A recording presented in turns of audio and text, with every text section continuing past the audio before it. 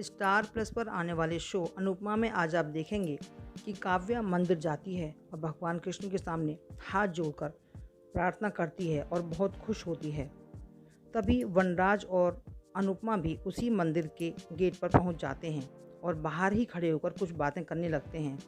उधर काव्या खुश होती है रजिस्ट्रेशन को लेकर के और वनराज को फ़ोन करती है कि मैंने रजिस्ट्रेशन करा लिया है और मैंने डेट ले ली है। लेकिन वनराज को कुछ सुनाई नहीं देता है और वह कहता है कि मैसेज करो। तो वनराज को काव्या मैसेज करती है। मैसेज पढ़ करके वनराज बहुत खुश होता है। अनुपमा और वनराज मंदिर के अंदर जाते हैं और पूजा का बुकिंग कराते हैं और वनराज बाकी की कार्रवाई पूरी करता है। अनुपमा कहती है कि मैं पूजा की लाइन में लग जाती हूँ। नंदिनी पिन लेने के लिए काव्या के पास जाती है, पर काव्या को फ़ोन पर बिजी देखकर वो सोचती है कि मैं पर्स से खुद ही निकाल लेती हूँ और वह पर्स खोलती है तो उसमें शादी का रजिस्ट्रेशन की रिसिप्ट उसको मिलती है। वह सोचती है कि ये क्या है, पढ़ती है तो उसे पता चलता है। तो वह काव्या से कहती है कि मौसी ये सब क्या हो रहा है, क्या कर रही हो तुम, ये क्या है। तो नंदिनी से काव्या बोलती है कि तुम्हें पता नहीं है कि क्या है, जो तुम देख रही हो वही है, मैं और वनराज शादी करने जा रहे हैं। उधर अनुपमा और वनराज कहते हैं कि हम सारे लम्हों को अब दोबारा शादी में जिएंगे, क्योंकि जब हमने शादी की थी तब तो हम बहुत बिजी थे और काम का बहुत वजन था, इसलिए अब हम सारे लम्हों को बहुत अच्छे से जिएंगे। उधर काव्या नंदिनी से कहती है कि जब पता है तो पूछ क्यों रही हो, और नंदिनी कहती है कि मौसी ये आप अच्छा नहीं कर रही हो, क्योंकि इससे अनुपमा आंटी का घर ख़राब हो जाएगा और आप एक शादीशुदा मर्द से शादी नहीं कर सकती, ये सब कुछ ख़राब हो जाएगा।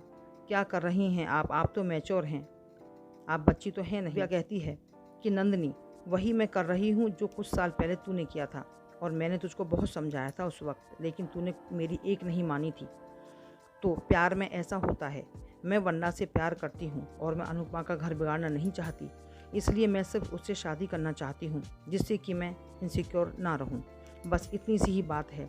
काव्या से नंदिनी बोलती है कि मौसी हमारी बात को कह करके आप अपनी बातों पर पर्दा ना डालो, क्यों कि हम बच्चे थे, हमारा बचपना था और हम उस वक्त समझदार भी बिल्कुल नहीं थे और मुझे समझ नहीं आ रहा था कि मैं क्या करूं, इसलिए हमने ये कदम उठाया।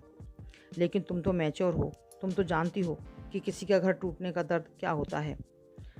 कोई बात नहीं, मैं ये सब कुछ अपनी मर्जी से कर रही हूँ, लेकिन मैं मजबूर हूँ, मेरे पास कोई रास्ता नहीं है, काव्या नंदिनी से कहती है। लेकिन नंदिनी बोलती है कि नहीं मौसी, मैं ये सब नहीं होने दूंगी, और वहाँ से निकल जाती है समर के घर के लिए। लेकिन पीछे पीछे काव्या भी उसके चली जाती है और कहती है कि देख नंदिनी, तू सारी बातें अगर अनुपमा को बता देगी तो उसका घर बिगड़ जाएगा, अनुपमा टूट जाएगी, उसकी खुशी बर्बाद हो जाएगी, और वो इतनी स्ट्रॉन्ग लेडी भी नहीं है जो जाकर के कोर्ट के चक्कर लगाएगी और डिवोर्स का केस फाइल करेगी। वह बिल्कुल परेशान हो जाएगी। अगर तू उसको इतना कर सकती है तो ज़रूर बता दे। ये सारी बातें नंदिनी अनुपमा के यहाँ आती है। अनुपमा देविका से वनराज की तारीफ़ कर रही होती है।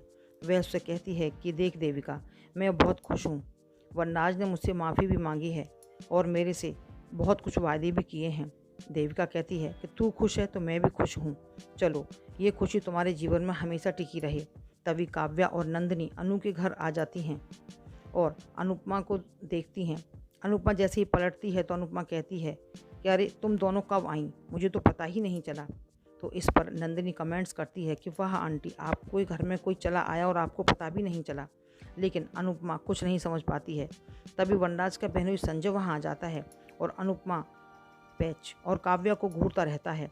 नंदिनी दुविधा में है कि अब क्या करे, क्या वह संजय और अनुपमा से बात कर पाएगी, क्या संजय अनुपमा को कुछ सच बता पाएगा और हो पाएगी काव्या और वनराज की शादी।